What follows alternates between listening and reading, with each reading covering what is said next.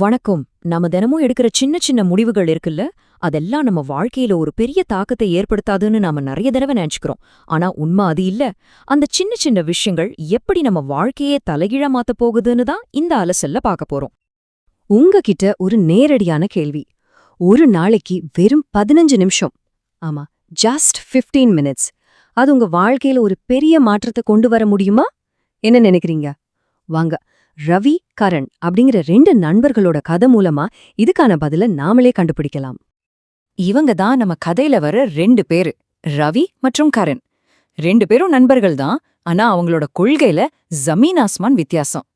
சின்ன சின்ன நல்ல பழக்கங்கள் தான் பெரிய வெற்றிக்கு அடித்தலான்னு ரவி உறுதியா நம்புறான். ஆனா நம்ம கரணோ, வெறும் 15 நிமிஷத்துல என்னத்த பெருசா பண்ணிட முடியும்னு நினைக்கிற ரகம். சரி, இப்போ அவங்க 2 பேரும் ஒவ்வொரு நாளும் என்ன பண்ணாங்கன்னு பார்க்கலாமா? அவங்க எடுத்த இந்த சின்ன சின்ன முடிவுகள் எப்படி அவங்க போற பாதையே 2ஆ பிரிச்சதுன்னு நாமளும் பின்னாடி போய் பார்ப்போம். முதல்ல ரவி. அவனோட டெய்லி ருட்டீன் ரொம்பவே சிம்பிள். தினமும் ஒரு 15 நிமிஷம் ஏதாச்சும் ஒரு புக்கு படிக்கிறது, ஒரு 2000 ஸ்டெப்ஸ் நடக்கிறது, வெறும் 50 ரூபாய சேமிக்கிறது, அப்புறம் ஏதாவது ஒரு சின்ன புது விஷயத்த கத்துக்கிறது. பார்க்க ரொம்ப சின்னதா தெரியுதில்ல, ஆனா இதுல முக்கியமான விஷயமே அவன் இது ஒரு நாள் கூட விடாம தொடர்ந்து செஞ்சதுதான். இப்போ காரண பாப்போம். இவன் ரவிக்கே அப்படியே ஆப்போசிட்.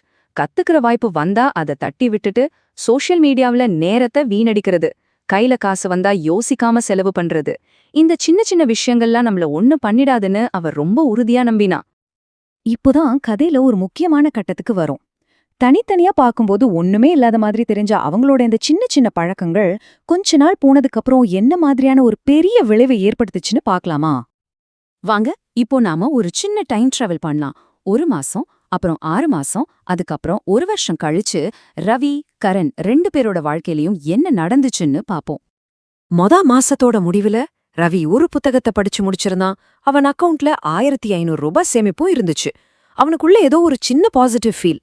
ஆனா கரண் வாழ்க்கையில எந்த மாற்றமும் இல்ல. இத பார்த்துட்டு கரண், நான் சொன்னேன்ல, இந்த மாதிரி சின்ன விஷயத்தாலெல்லாம் ஒரு பிரயோஜனமும் இல்லைன்னு இன்னும் ஸ்ட்ராங்கா நம்ப ஆரம்பிச்சான். 6 மாசம் கழிச்சு இப்போ அந்த வித்தியாசம் ரொம்பவே தெளிவா தெரிய ஆரம்பிக்குது. ரவியோட வேலைத்திறன் அதிகரிச்சுது, அவனோட தன்னம்பிக்கையும் கூடியிருந்துச்சு. அவனோட சேமிப்பு இப்போ 9000 ரூபாய தொட்டுருச்சு. இன்னொரு பக்கம் கரனுக்கு வேலையில எந்த முன்னேற்றமும் இல்ல, சேமிப்பும் 0, ஆனா மன அழுத்தம் மட்டும் அதிகரிச்சுக்கிட்டே போச்சு. இப்போ சரியா 1 வருஷம் முடிஞ்சிருச்சு. ரவி தொடர்ந்து செஞ்ச அந்த சின்ன சின்ன பழக்கங்கள் எல்லாம் ஒன்னு சேர்ந்து, சும்மா சொல்லக்கூடாது, அவனுக்கு ஒரு பெரிய மாற்றத்தை உருவாக்கி இருந்துச்சு. அது என்னன்னு பார்க்க நீங்க ரெடியா? அடேங்கப்பா, வெறும் 1 வருஷத்துல ரவியோட வாழ்க்கை நம்ப முடியாத அளவுக்கு மாறி போயிருந்தது. வேலையில ப்ரொமோஷன், உடம்பு ஆரோக்கியமா இருந்துச்சு, சம்பளமும் ஏறிச்சு. இது போதாதுன்னு ஒரு சைடு இன்கம் கூட ஆரம்பிச்சிட்டான். அவனை சுத்தி இருந்தவங்க எல்லாரும் அவனோட இந்த ஒழுக்கத்தை பார்த்து பாராட்ட ஆரம்பிச்சாங்க. அப்போ ரவியோட இந்த நம்ப முடியாத வெற்றிக்கு பின்னாடி இருந்த அந்த சீக்ரெட் ஃபார்முலா என்ன? அந்த சூத்திரத்தை இப்போ நம்ம உடைச்சு பார்க்கலாம். கருணுக்கு ஒரே ஆச்சரியம், ஒரே குழப்பம்.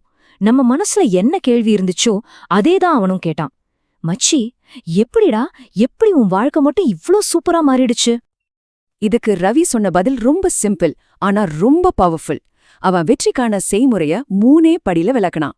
ஸ்டெப் 1, சின்ன சின்னதா ஆனா புத்திசாலித்தனமான முடிவுகளா எடுக்கணும். ஸ்டெப் 2, அதை தொடர்ந்து விடாம செய்யணும், அதாவது கன்சிஸ்டன்சி. ஸ்டெப் 3, அதுக்கு தேவையான கால அவகாசத்தை கொடுக்கணும். இதுதான் அந்த ரகசியம். இதத்தான் நாம கூட்டு விளைவு அல்லது காம்பவுண்ட் எஃபெக்ட்னு சொல்றோம்.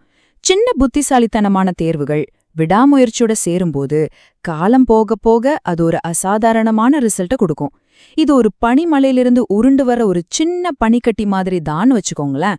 ஆரம்பத்துல சின்னதா இருக்கும், ஆனா உருள உருள அதோட வேகமும் அளவும் அதிகமாகி கடைசியில யாராலையும் தடுக்க முடியாத ஒரு பெரிய சக்தியா மாறிடும். இதுதான் இந்த தத்துவத்தோட அடிப்படை. சரி, இந்த கதைய கேட்டாச்சு. இதிலிருந்து நாம கத்துக்கிட்ட பாடத்தை எப்படி நம்ம வாழ்க்கையில அப்ளை பண்றது? வாங்க பார்க்கலாம். இந்த கதையோட நீதி இதுதான். வெற்றிங்கிறது ஒரே நாள்ல நடக்கிற ஒரு மேஜிக் கிடையாது. அது ஒவ்வொரு நாளும் நம்ம விடாம செய்யற சின்ன சின்ன நல்ல விஷயங்களோட கூட்டு விளைவு.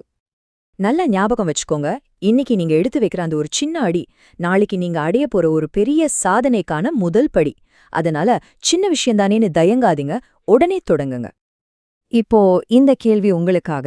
நாளைக்கு நீங்க திரும்ப திரும்ப செய்ய போற அந்த ஒரு சின்ன நல்ல பழக்கம் எதுவா இருக்க போது? ஒரு நிமிஷம் யோசிச்சு பாருங்க. உங்களுக்கான பதில் உங்ககிட்டயே இருக்கு.